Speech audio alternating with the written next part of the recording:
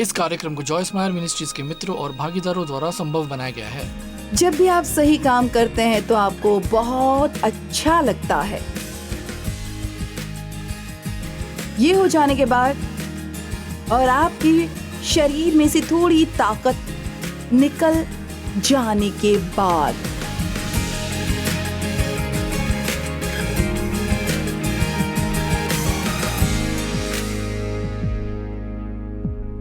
आज रात में आपसे संयम की शक्ति के बारे में बात करना चाहती हूँ, जो वास्तव में आत्मनियंत्रण है। लेकिन मैंने सोचा कि थोड़ा और लुभावना बनाने के लिए मैं इसे एक अच्छा नाम दूंगी। अब मैं आपको एक कहानी सुनाती हूँ। जब मैंने पहली बार परमेश्वर के साथ गंभीर होना शुरू किया तो मैंने धूम्रपान किया। मैं तब भी सिगरेट पीती थी।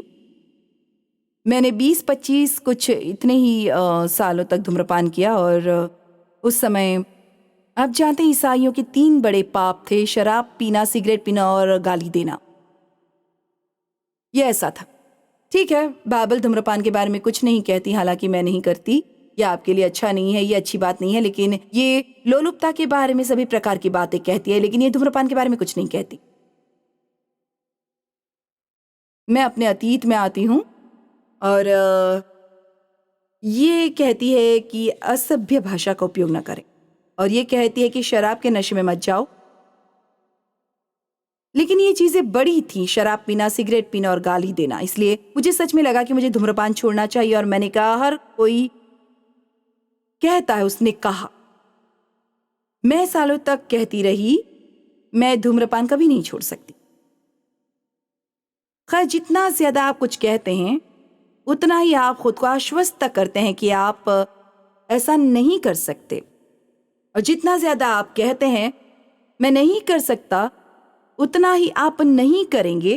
और जितना ज्यादा आप कहते हैं मैं कर सकता हूं, उतना ही आप कर सकते हैं। तो मैंने कहा था कि मैं हमेशा से एक शराबी किशोरी रही हूं। इसका मतलब है मैं थोड़ी ज्यादा वजनी थी, थोड़ी सी मोटी, और इसलिए मैं हमेशा कहा करती थी, मुझे पता है अगर मैं धूम्रपान छोड़ दूं तो मेरा वजन बढ़ जाएगा। मैं जानती हूं अगर मैं धूम्रपान छोड़ दूं तो मेरा वजन बढ़ जाएगा। मैं धूम्रपान कभी नहीं छोड़ सकती।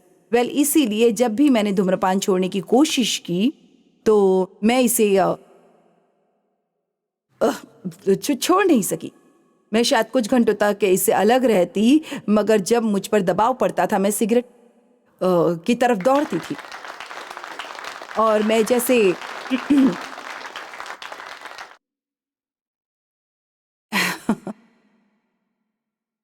एक बार मैंने परमेश्वर से कहा, आप मेरे साथ इतनी सख्ती क्यों करते हैं? और मैं बाकी सभी लोगों को जानती हूँ जो ईसाई भी हैं, और ऐसा लगता है कि वे इतनी सारी चीजें करते हैं जो आप मुझे करने नहीं देते। लेकिन उन्होंने कहा, देखा, तुमने मुझसे बहुत कुछ मांगा है, तुम इसे चाहती हो या नहीं?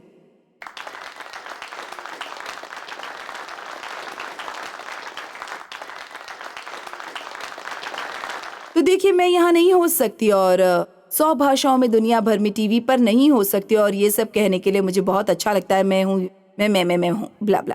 लेकिन मुझे संकरे मार्ग पर चलना होगा और उस चौड़े मार्ग से हटना होगा जो विनाश की ओर जाता है। तो इसका मतलब है मुझे अपनी आत्मिक प्रगति में, जहां अब मैं हूं, अपनी सबसे अच्छी क्षमता पाने के लिए मुझे खुद को परमेश्वर के अधीन रहना जरूरी है। इसलिए शैतान मेरे जीवन को नहीं चला सकता। आमीन।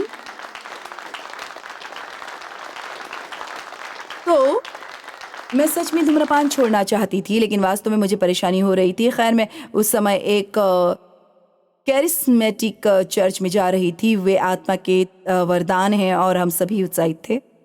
और उस समय की सेवाएं 3-4 घंटे तक चलती थी, इसलिए मैं सेवा के बीच में बाहर जाती थी, कार में लेटकर एक सिगरेट पीती थी।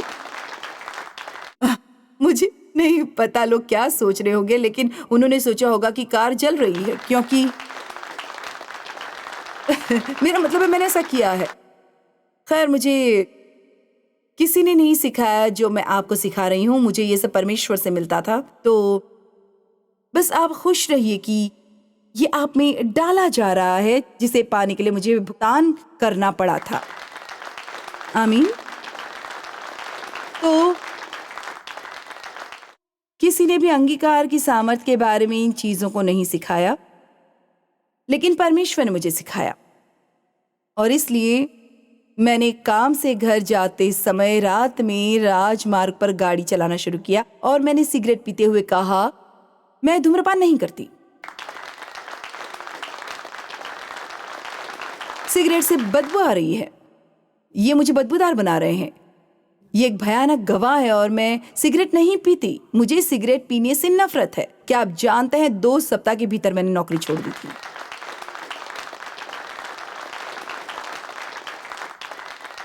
अब मैं ये आपको किसी तरह की जादुई छड़ी देने की कोशिश नहीं कर रही हूं, लेकिन मैं आपको ये बता रही हूं कि अगर आप विश्वास करते रहें कि मैं इसका आदी हूं, मैं इसका आदी हूं, मैं इसका आदी हूं। मुझे बहुत गुस्सा आता है, मैं क्रोधित होने से खुद को रोक नहीं सकता। मैं ये हूं, मैं ये हूं, मैं वो हूं, मैं वो हूं। तो आप इस बार में पीछे जा रहे हैं। आपको ऐसा करना चाहिए कि आप जो गलत काम कर रहे हैं उस पर ध्यान केंद्रित करने की बजाय उस सही चीज पर ध्यान केंद्रित कीजिए जो आपको करना चाहिए। मैं इसे फिर से कहना चाहूंगी, ये ध्यान करने की बजाय कि मैं बहुत अधीर हूं, मुझे बहुत ज्यादा गुस्सा आता है, ये सब ऐसा वैसा वैसा ऐसा और किसी अन्य बातों को मनन करने के बजाय आप परमेश्वर के वचन पर ध्यान केंद्रित कीजिए। बाइबल क्या कहती है? यहोशू 1:8 में व्यवस्था की ये पुस्तक तेरे चित्त से कभी न उतरने पाए, इसी में दिन रात ध्यान दिए रहना, इसलिए कि जो कुछ उसमें लिखा है उसके अनुसार करने की तो चौकसी करे। जैसे ही आपका मन नवीनीकृत होता जाता है और आप मानते हैं कि आप वही हैं जो परमेश्वर कहते हैं कि आप हैं, और आप वो कर सकते हैं जो परमेश्वर कहते हैं कि आप कर सकते हैं। आप मानते हैं कि आपने इसे पा लिया है और आप इसे प्राप्त करेंगे। बाइबल क्या कहती है? जैसा तो विश्वास करता है वैसा ही तेरे लिए हो। क्या आप मुझसे सहमत हैं या आपको लगता है कि मैं पागल हूं?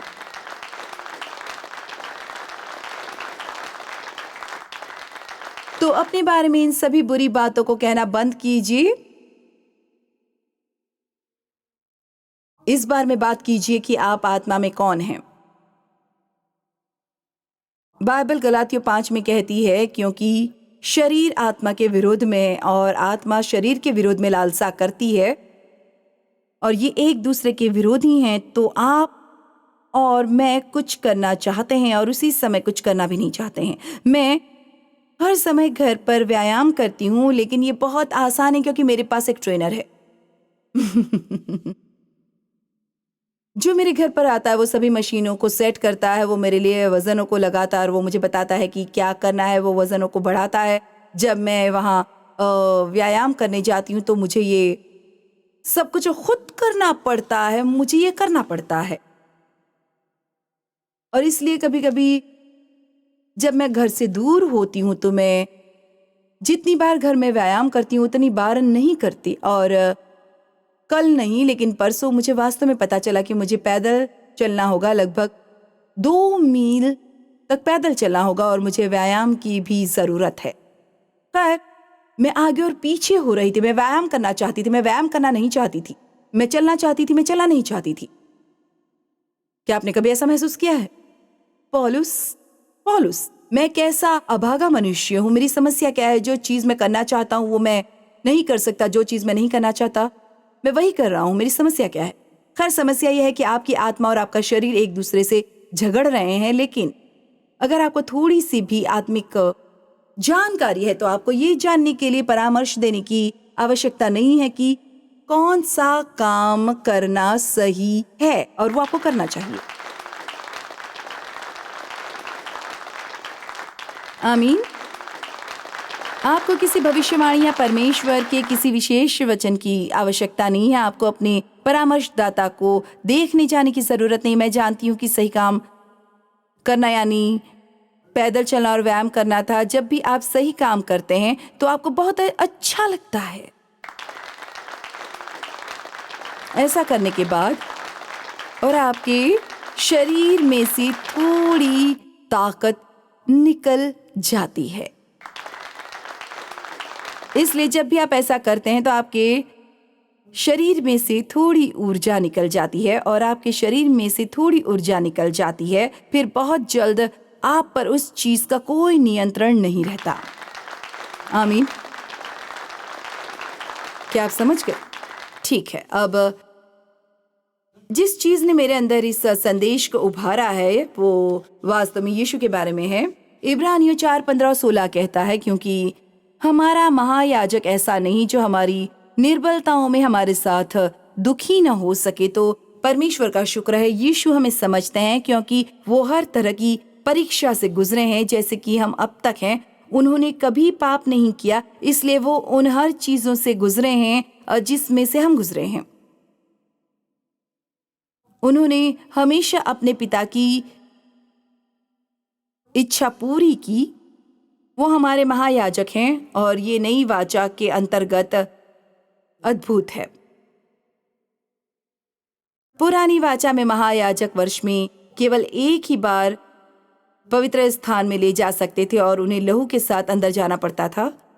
उन्हें अपने और लोगों के पापों को, क्षमा न किए गए पापों को नहीं बल्कि लहू से ढके हुए पापों को लेकर जाना पड़ता था। इसलिए उन्होंने दोष भावना को महसूस करना कभी नहीं छोड़ा, क्योंकि उनका पाप हमेशा से था। ये सिर्फ ढका हुआ था। परंतु आज सुबह मैंने इब्रानियों 8, 9 और 10 में पढ़ा, सिर्फ अपने आप को तरोताजा करने के लिए। और ये बहुत सुंदर है, क्योंकि परमेश्वर एक नई वाचा बताते हैं, जो मैं तुम्हारे साथ बांधता हूँ। मैं तुम्हारे पापों को क्षमा करूंगा और मैं उन्हें भूल जाऊंगा और मैं उन्हें याद तक नहीं रहूंगा। वो उन्हें ढकते नहीं हैं बल्कि वो उनको खत्म कर देते हैं।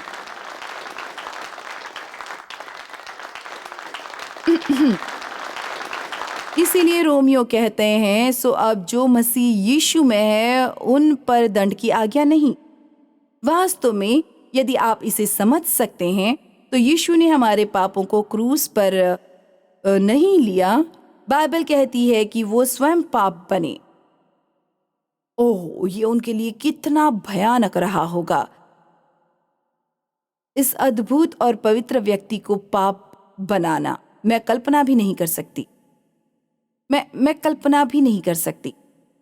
और इसलिए जब वो मरे तो उन्होंने हमारे पापों को भी खत्म कर दिया। और बाइबल कहती है कि अब हमारे ऊपर इसका कोई अधिकार नहीं रहा है जब तक हम इसे शक्ति नहीं देते। ठीक है। अब परमेश्वर हमसे कभी कुछ भी करने की उम्मीद नहीं करेंगे जब तक कि वो हमें ऐसा करने की सामर्थ्य नहीं देते। आप में से कितने लोग इससे सहमत हैं? कितने लोग इससे सहमत है? ये मूर्खतापूर्ण होगा, ये कहना मूर्खतापूर्ण होगा कि जॉयस अपने दुश्मनों से प्रेम करो, लेकिन मैं तुम्हें ऐसा करने की क्षमता नहीं दूंगा। लेकिन दुनिया में हमें बहुत कुछ मिला है।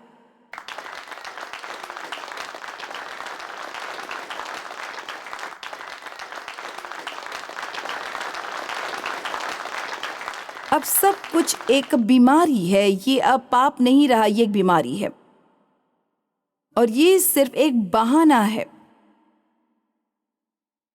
ये हमें आगे बढ़ने और उस तरह से व्यवहार करने का बहाना देता है, क्योंकि अब हमें एक बीमारी हो गई है। अब ये पाप नहीं है जिसके लिए हमें पश्चाताप करने की आवश्यकता है।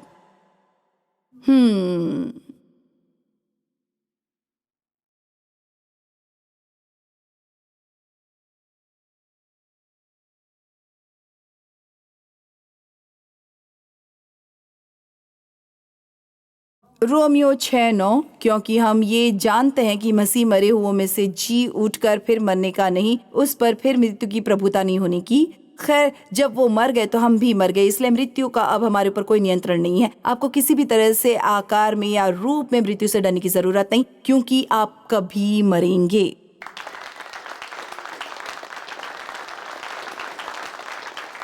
आप इस ग्रह पर मौजूद नहीं होंगे, बल्कि आप अनंत काल के प्राणी हैं और आप कभी नहीं मरेंगे।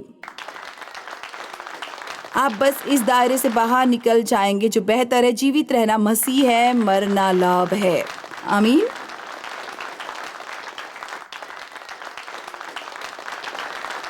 ठीक है, आप सुनिए, क्योंकि वो जो मर गया तो पाप के लिए एक ही बार मर गया, परंतु जो जीवित है वो परमेश्वर के लिए जीवित है। अब वचन 11 आपको वापस वहां ले जाएगा जो मैंने आपसे विश्वास के बारे में कहा था कि आप स्वतंत्र हैं और फिर आप इसे पालेंगे। ऐसे ही तुम भी अपने आप को पाप के लिए तो मरा हुआ समझो। अब शब्द समझो का अर्थ है सोचना या विश्वास करना। ऐसे ही तुम भी अपने आप को पाप के लिए तो मरा, परंतु परमेश्वर के लिए मसीह यीशु में जीवित समझो। अब इसलिए है क्योंकि ये उस चीज को संदर्भित करता है जिसे हमने अभी पढ़ा है। इसलिए पाप तुम्हारे मरणहार शरीर में राज्य न करे कि तुम उसकी लालसाओं के अधीन रहो।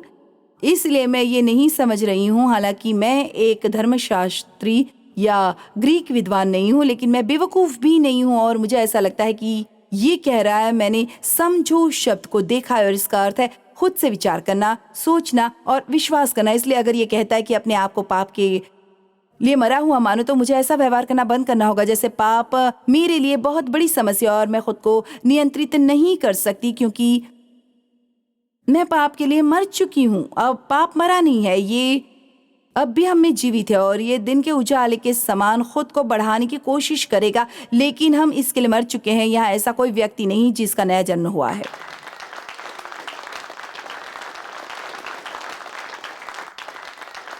आप इसे नहीं चाहते हैं और जब आप पाप करते हैं तो आप इससे नफरत करते हैं, और ऐसा इसलिए क्योंकि आपके अंदर परमेश्वर जीवित हैं। आमीन। तो अपने आप को पाप के लिए मरा हुआ समझिए, और अगर आप पाप करते भी हैं तो जब आप इसमें गिर जाते हैं तो कहिए मैं इसके लिए मर चुका हूं। पश्चाताप कीजिए, अंगीकार कीजिए आपने ऐसा किया है। परमेश्वर से आपको क्षमा करने के लिए कहिए। अगर आपको किसी से माफी मांगने की जरूरत है तो माफी मांगे। वो सब कुछ कीजिए जो आपको करने की आवश्यकता है, लेकिन फिर भी कहें मैं इसके लिए मर चुका हूं और मेरा ऐसा करना जारी रखूंगा।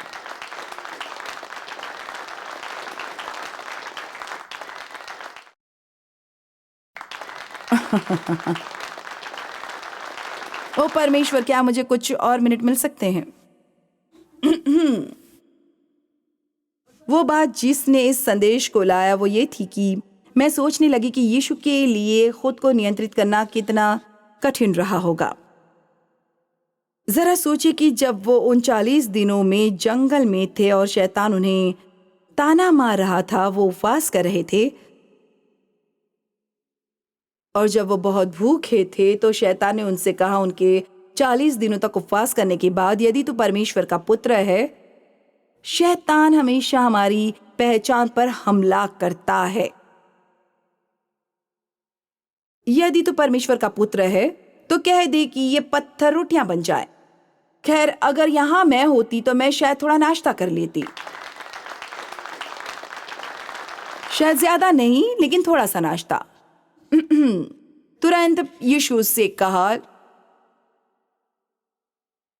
लिखा है हम अभी भी नहीं समझते कि यह कितना शक्तिशाली है। लिखा है कि मनुष्य केवल रोटी ही से नहीं परंतु हर एक वचन से जो परमेश्वर के मुख से निकलता है जीवित रहेगा। और फिर ऐसा तीन बार हुआ। मैं सब कुछ नहीं पढ़ूंगी, लेकिन मुझे ये पसंद है। शैतान उन्हें ऊंचे पर ले गया। मेरा मतलब है शैतान उसे एक ऊंचे पहाड़ पर ले गया और उसे दुनिया के सारे राज्य और उनके सभी वैभव दिखाए, और उसने कहा यदि तुम झुककर मुझे दंडवत करोगे तो ये सब मैं तुम्हें दे दूंगा। एम्प्लीफाइड बाइबल कहती है सिर्फ एक बार, बस एक झूठ। ये सिर्फ एक छोटा सा समझौता है, बस थोड़ा सा। बाकी के सभी लोग ऐसा करते हैं। खैर, मैं आपसे एक सवाल पूछती हूँ। अगर मैंने यहाँ चॉकलेट चिप्स वाले बिस्किट का एक बड़ा बैच तैयार किया और मैंने इसमें थोड़ा सा कुत्ते का मल मिला दिया,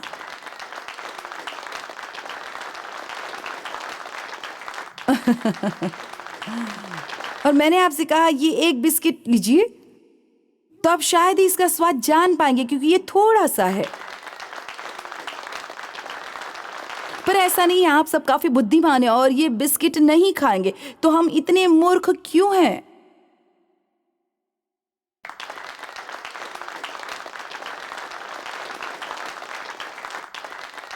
मेरा मतलब है बस थोड़ा सा। वो उस शो में सिर्फ 4 बार परमेश्वर का नाम व्यर्थ में ले लेते हैं। ठीक है, मैं यहाँ शुरू नहीं करूंगी, आपको ये पसंद नहीं आएगा। हमारी मदद कीजिए यीशु। एक और बात और मैं छोड़ दूंगी। जब वो गतसमनी के बाग में थे, मैं यीशु जैतून के पहाड़ पर गए। मुझे लगता है आप जानते हैं कि मैं कहाँ पर हूँ। लूका 22:39। तब तक वो बाहर निकलकर अपनी रीति के अनुसार जैतून के पहाड़ पर गया और चेले उसके पीछे हो लिया और उसने उनसे कहा, प्रार्थना करो कि तुम परीक्षा में न पड़ो। पिता, यदि तू चाहे तो इस कटोरे को मेरे पास से हटा ले, तो भी मेरी नहीं परंतु तेरी ही इच्छा पूरी हो। तब स्वर्ग से एक दूत उसको दिखाई दिया जो उसे सामर्थ्य देता था, और वो अत्यंत संकट में व्याकुल होकर और भी हृदय वेदना से प्रार्थना करने लगा, और उसका पसीना मानो लोहू की बड़ी बड़ी बूंदों की नाई भूमि पर गिर रहा था। अब मैंने इसका अध्ययन किया है और वास्तव में ऐसा हो सकता है, लेकिन ये केवल तब होता है जब कोई व्यक्ति सबसे गंभीर तनाव में होता है जिसकी आप संभवतः कल्पना कर सकते हैं। तो वो क्रूस पर न जाने के प्रलोभन का कितना विरोध कर रहे थे। आइए आज रात हम समझेंगे कि यीशु क्रूस पर गया और हमारे लिए मरे, लेकिन वो ऐसा नहीं चाहते थे। मुझे लगता है, हमें लगता है कि वो ऐसा करना चाहते थे, पर वो ऐसा नहीं चाहते थे। जितना वो क्रूस पर जाना नहीं चाहते थे, उससे कहीं ज्यादा वो अपने पिता की आज्ञा का पालन करना चाहते थे। तो यहाँ निष्कर्ष ये है, हो सकता है कि आप गलत काम करना चाहें, लेकिन क्या आप गलत काम करने से ज्यादा परमेश्वर की आज्ञा का पालन करना चाहते हैं? ठीक है, मैं इसमें मदद नहीं कर सकती, बस मैं परीक्षा में पड़ गई और ये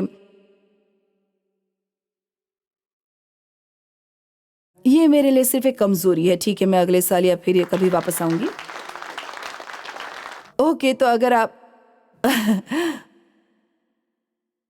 खैर, जब सैनिक उन्हें लेने के लिए आए तो पतरस ने जल्दी से अपनी तलवार बाहर निकाली और एक कान काट दिया। उसने तलवार से अच्छी तरह से मारा होगा ताकि सिर्फ कान कटे और कुछ न कटे। तब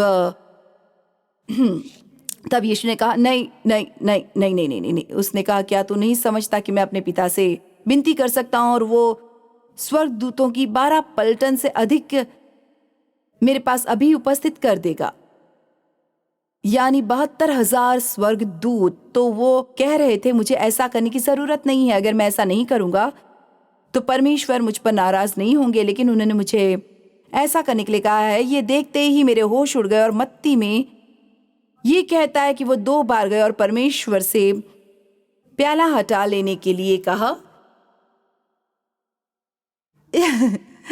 इस पुस्तक में 3 अलग अलग बार ऐसा कहा गया है कि पिता, यदि तू चाहे तो इस कटोरे को मेरे पास से हटा ले, तो भी मेरी नहीं परंतु तेरी ही इच्छा पूरी हो। तो मुझे लगता है कि आज रात मैं जो कुछ कह रही हूँ ठीक है। मुझे नहीं लगता कि मैं क्या पूछ रही हूँ। यीशु ने एक बहुत ही अद्भुत काम किया, वो क्रूस पर मरे, लेकिन ये वो नहीं है जिसके बारे में मैं बता रही हूँ कि वो नर्क में गए। नर्क और मृत्यु की कुंजियां शैतान से छीन ली। ये वो नहीं है जिसके बारे में मैं बात कर रही हूँ कि वो मृत्यु में से जी उठे, अपने लहू को स्वर्ग में परम पवित्र स्थान में ले गए और इस अनुग्रह के सिंहासन पर डाल दिया।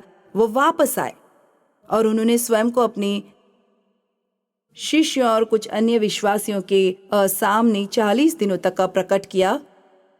ऐसा कुछ भी नहीं है जो कहता है कि उन्होंने स्वयं को किसी अविश्वासी के सामने प्रकट किया, फिर वो चले गए। खैर, सबसे अद्भुत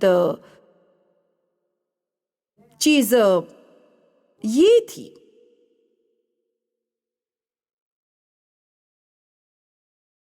जो वो कर सकते थे। आप जानते हैं क्यों? उन्होंने इसे छोड़ दिया हमारे साथ।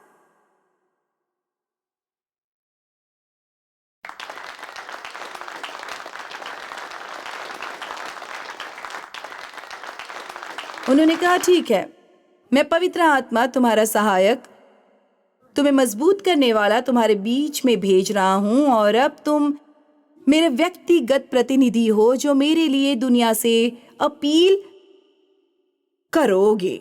उन्होंने जो शुरू किया है उसे खत्म करने के लिए उन्होंने हमारे साथ इन्हें भेजा है।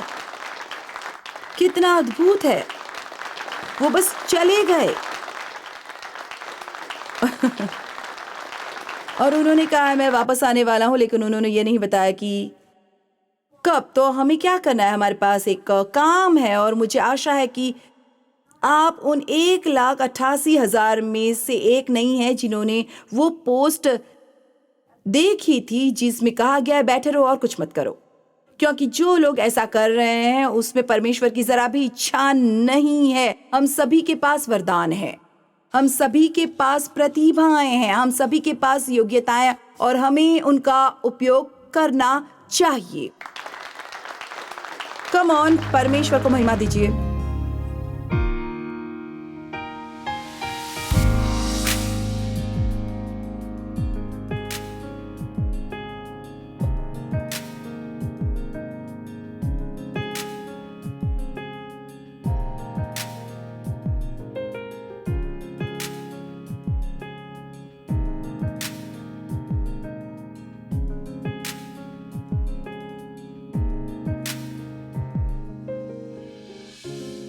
इस कार्यक्रम को जॉयस मायर मिनिस्ट्रीज के मित्रों और भागीदारों द्वारा संभव बनाया गया है।